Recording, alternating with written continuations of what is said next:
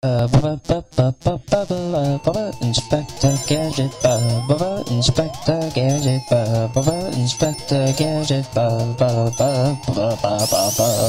Inspector Gadget, Inspector Gadget. Welcome to part 11 of Sonic the Hedgehog 2, and yeah, you were hearing Inspector Gadget by me. Yeah, it didn't really sound all that good. Hey, I'm tired, okay? It's May 28th, and oh wait, no. It's May 29, and I'm tired right now. It's 1:19 at the time of this recording. We're playing Mystic Cave Zone, which for some reason in the prototype was originally called Dust Hill, for some odd reason. I don't know why, but okay. This zone actually does have a few contraptions that weren't in the beta, of course, because, I mean, the Simon Y demo had really knocked out a lot of crap. You might notice that those little mace-swinging, whatever the thingamajiggers they are. Thingamajiggers. I like that term, thingamajigger. Yeah, I don't know exactly what those are, but they're swinging maces, and they originally in the beta they were in groups of 4. Now they've been turned into groups of 2, and I don't know what was the concept of that, but yeah.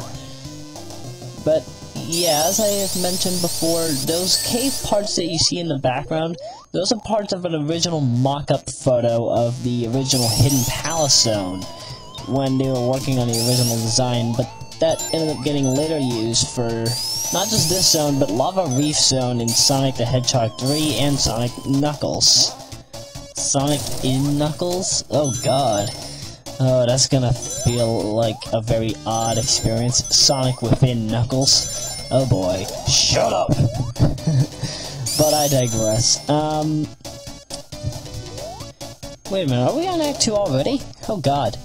Act 2 actually features this very odd thing, and I honestly could not for the life of me understand the concept of Mystic Cave Zone at this point. Because Mystic Cave Zone has this one area. Remember when I had mentioned it in part, yeah, apparently clip through there. Right there where I just gotten onto that pulley, or whatever it's called. If I did not grab that pit has a spike chain, well, not spike chain, it has a row of spikes. And if I was to land on that row of spikes, here's what would happen. Even if I was super, there's no way I'm going to be able to get out of there. Even as Knuckles, you can't climb up the entire wall and manage to get your way out of it. You have to wait there until your ring count hits 0. So you're going to be there for a pretty long time if you're going to try to keep your rings. But yeah, Mystic Cave Zone has that very Dick Cheney-ish area that you don't want to die in. And I can't believe that they would put that in the game. Why would you bother putting that in your game? It's a beginner's trap. And now here's the real Dust Hill Zone. Yep, the old-time desert level. Which, for some reason, has been very altered from what I remember last time. But, you know, it's interesting. Lots of cacti, lots of enemies that can speed up. You can apparently go behind the loop. And I actually like that gimmick. That sort of reminds me of Super Mario Bros. 3. Honestly love that to death and beyond. And currently I'm in the Beyond section because apparently I died 3 times and came back to life twice. Don't ask how that happened, it just happens. Now I'm actually doing this the right way. This is the right way to get through Dust Hill Zone. You're supposed to go through the top. You're not supposed to go through the bottom because the bottom... If you end up going to the bottom and to the top, what happens is you end up going back into the desert side of this winter stage. In fact, in the original Dust Hill, there was supposed to be a thing with changed seasons, and this is what occurred out of Winter Zone. Sorry, I thought there was something in the kitchen or whatever. I'm in my bedroom, listening to Craig Ferguson. But nevertheless, there was supposed to be an original Winter Zone in this game, and apparently because the long version ended up having to splice stages together, this is what we got out of it. Dust Hill Zone, however, can be very confusing on your first try, because you don't know where to go. you honestly don't know where to go in this case. Because this stage is so annoying at points that sometimes I get lost. Sometimes I don't know exactly where I'm supposed to go. I mean, I've played this stage a well amount of times during rehearsal playthroughs, so I know how to deal with this zone now. But when I did this originally, it took me about 5 minutes just to get through the stage, only because I didn't know that when I hit 2 switches, that it would open up this one area in the bottom that I can go to. I didn't know you could do that until I wasted like 20 lives just trying to find that one area, only because I kept dying so many times. Not because of enemy death, it was because of time restraint. I hate the 9:59 limit. Actually, no. To be more precise, it's 9:59.96. Yeah. It's 9 minutes 59.96 seconds, according to Sonic the Hedgehog. And again, I find that confusing. Why can't you have more than 10 minutes?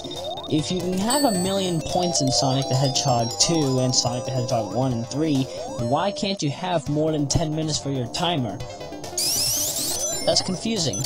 I mean, even in the modern day Sonic games, such as like, let's say like Sonic the Hedgehog Adventure 4, 2006 to 2007 game, or Planetary Pieces, aka Unleash the World Adventure, or, Adventure 6, Vivid Sound Hybrid Colors. God, I hate that game. What about those? I mean, the time limits. The time limits are unlimited, if I'm not mistaken. Even if you pass the 99 minutes and 99.99 seconds mark. No, 99:59.99. I think you could pass that. And as far as I know, Adventure 6 actually got the most heavily butchered of the time bonuses. Because apparently if you don't complete the stage in a specific amount of time, you can't gain any more score regardless of how much you play that stage. I found that out the hard way. One time I was playing Planet Wishfact 1, and I tried to see if I could get an S rank off of Spike Power alone. It did not work. I did not like that. And then I tried also, like, I did Spikes, and then I did Rocket. After about 8 minutes and 30 seconds of the stage pass through, I wasn't able to get any extra bonus. It just said the words "time up" in the upper right corner, and I hated it. Oh yeah, this part of the level is actually pretty fun. This is actually the best gimmick in the game. So that switch that I hit, and now when I go back and forth, the sand will constantly be rising, and it does come in handy here. See? So the sand fall goes for a few loops, and I think after this one, yep. After that last loop, you can then go to the boss, which is pretty much just a harder version of the Emerald Hill boss. This time around, there are bones, which if you didn't have Supersonic, you'd have to avoid them because the bones react as spikes. Even if you touch them from the side like Tails is, you're still gonna get hit. I don't know the mechanics on that. I don't know how that would work. But, if they're sharp bones, I figure they would be very damaging, but then again, I don't know the physics to that, so don't blame me, please. Oh yeah, and this is the reason why BP had to clean our oil spill. Welcome to Oil Ocean Zone, which has been completely enhanced from its original. Oh yeah, and you know that little tube in the beta that was sucking out the oil? Apparently it's gone. Apparently BP knew what they were doing, and they ended up having to make some kind of a gimmick where the oil stays there. At least the oil isn't growing like it did in the, what was it, the Atlantic Ocean? Or was it the Gulf of Mexico? I don't even remember. I think it was the Gulf of Mexico that happened, and yeah, it did. In fact, is the oil even gone? Like, I swear there still might be some remains of oil still in the Gulf of Mexico. Like, has BP even bothered finishing up with the rest of it? But whatever. If they haven't, they haven't.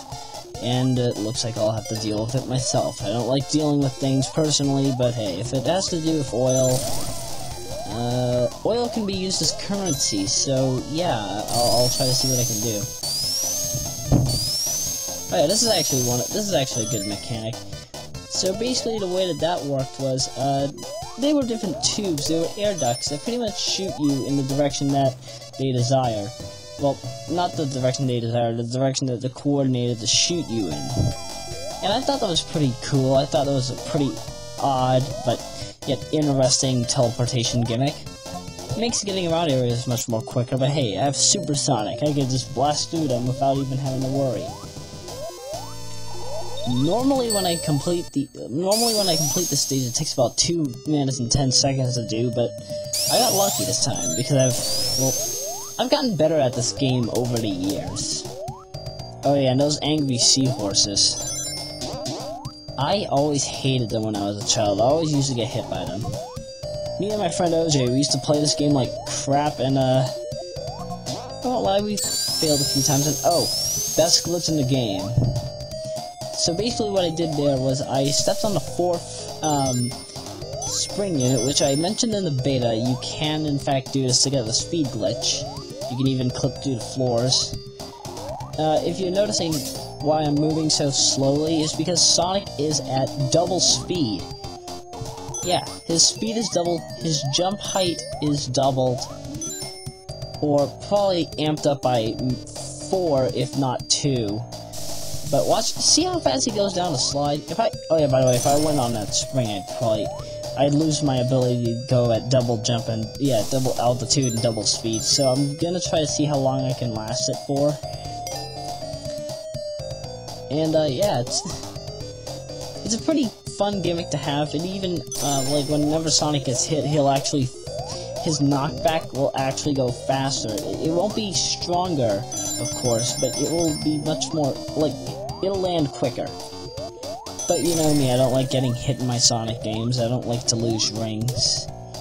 Losing rings is bad. Bad stuff.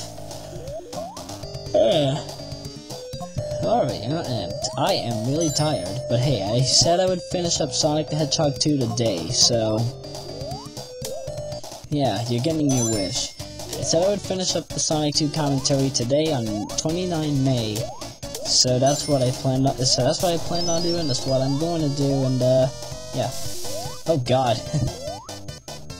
Yeah, and now it's Super Sonic. Now it's times 8. I mean, look how fast he's going. There is no way to stop. There's no way to stop him now. Unless, of course, you decide to spin dash or whatever, in which you would go off the screen and then Sonic would lose his speed cap. By the way, that room, you see that oil slope over there that I just passed by? I was always wondering what that led to.